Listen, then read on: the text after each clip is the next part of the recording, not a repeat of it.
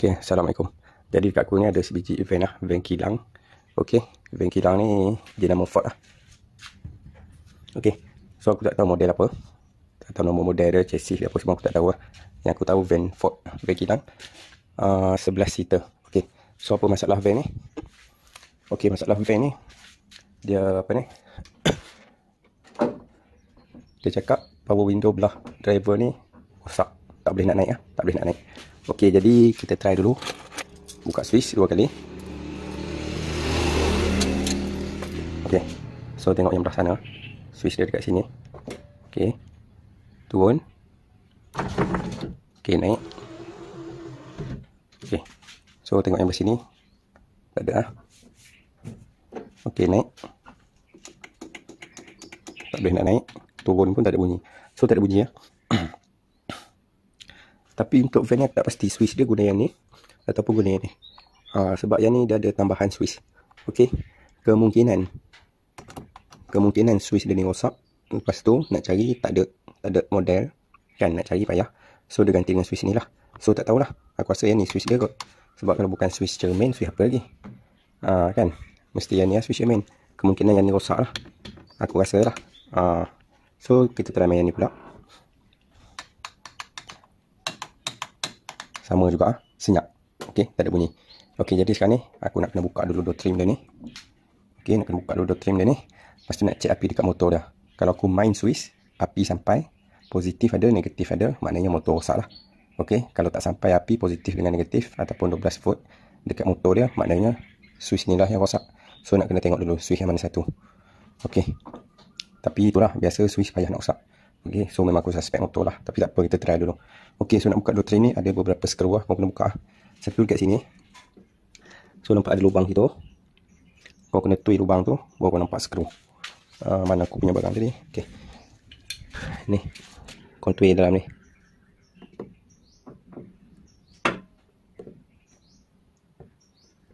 Okey, nampak ada skru. Okey, lepas tu kita pusing lagi.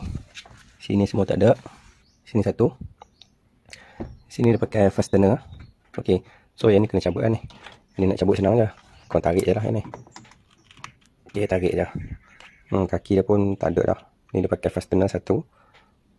Satu lagi yang ni fastener dia pun patah dah. Patah dah fastener. So dia pakai butik tape kat sini. Okey, jadi fastener ni kalau ada, kita boleh tukar. Bagi dia fit elok dalam lubang ni lah. Okey, so situ settle. Tak ada apa sini lah. Yang ni skru ni untuk set mirror lah. Skru dia bersatu je belah sini. Sini satu fastener. Lepas tu kat sini, kat handle, ada satu bunga. Lepas tu dalam ni ada satu bunga. Okey, so total skru dia ada 1, 2, 3, 4. Lepas tu ada satu fastener. Okey, so kita buka dulu semua.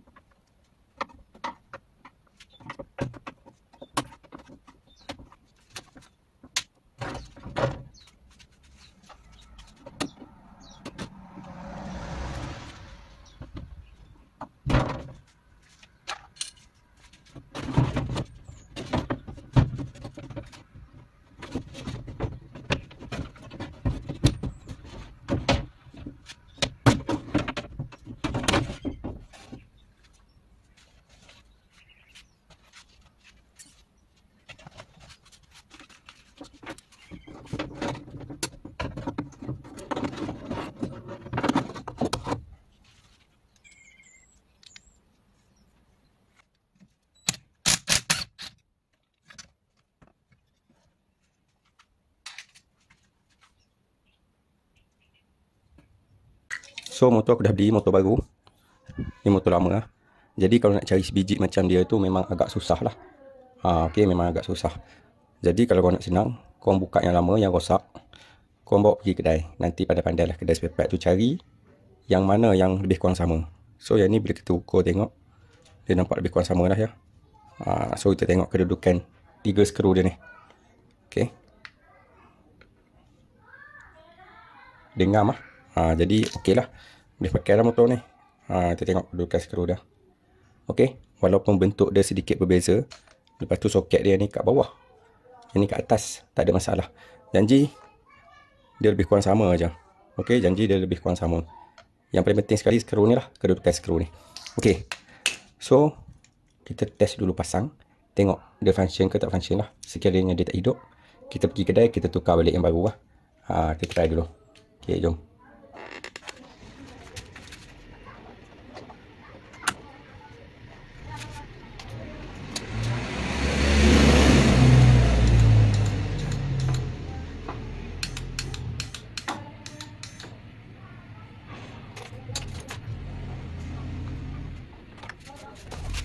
Okey, so aku dah try dah dekat van. Okey lah.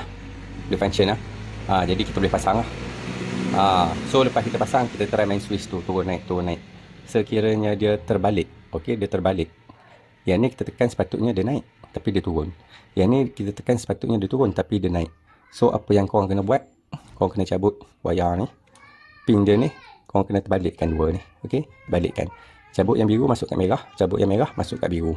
Itu sekiranya terbalik lah dengan switch. Okey, tu cara paling senang lah. So yang ni aku nak try pasang dulu, nak tengok switch turun naik dia tu ngam ke tak ngam. Kalau ngam okey lah.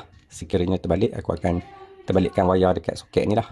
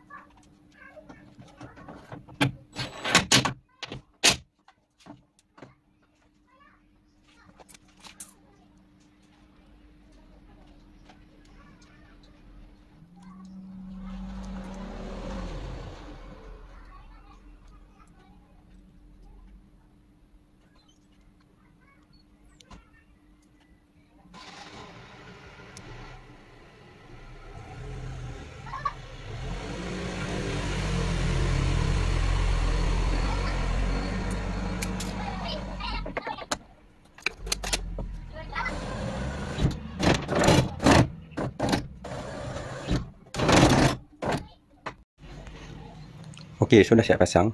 Jadi apa yang aku perasan, dekat pintu sebelah sini dia tak ada run channel lah. Dia tak ada run channel. Sini je ada sikit. So untuk yang belah sini pula lagi dah tak ada. So cermin ni boleh bermain, bergegar. So ni run channel dah. Kalau macam ni memang tak boleh buat apa lah. Okey, memang tak boleh buat apa. Sebab getah memang dah keras, dah tak elok dah. Nak repair pun tak boleh lah. Memang keras getah ni. Okey, kalau pasang balik situ pun tak jadi apa lah. Dia kena cari getah baru. Okey. So aku jumpa kat mana? Aku jumpa kat dalam pintu ni. Dia duduk dalam ni. Maknanya getah ni dia dah lama dah jatuh. Okey. Dia tak tahu ke, dia tak perasan ke, tak tahulah. So nampak. Jadi sekarang ni cermin dah function dah lah. Turun. Naik.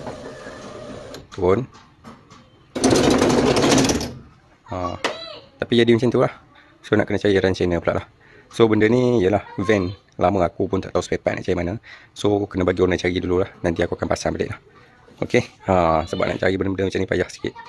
Kalau aku jumpa aku pasang lah. Kalau aku tak jumpa aku suruh orang cari lah. So nak pasang dia seeloknya sebelum pasang cermin lah. Bila dah pasang cermin dia susah sikit lah. Ni nampak ni. Cermin jadi bermain. Okey. So kalau ada kereta mana-mana ke yang boleh masuk, okey lah kot. Jadi saiz dengam. Bila tak ada memang bergegar cermin. Kecuali korang tak buka cermin. Tak buka cermin tak ada masalah.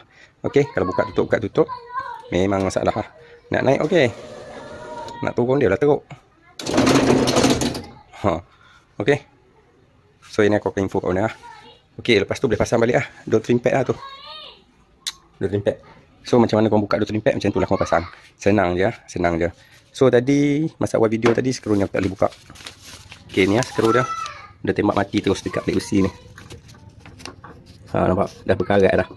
Tak tahulah asal ke apa ni. Aku tak pasti dah tengok macam asal. So yang ni nak kena potong pakai grinder dulu lah. Okey, potong pakai grinder dulu. Ketuk buang yang lama ni. Masukkan skru baru. Jadi benda ni kalau nak elok, dia kena potong petak lah besi ni. Besi plate ni kena potong petak. Lepas tu kita tanam satu wall plug plastik yang jenis petak tu. Lepas tu kita skru kat plastik tu. Macam tu baru senang.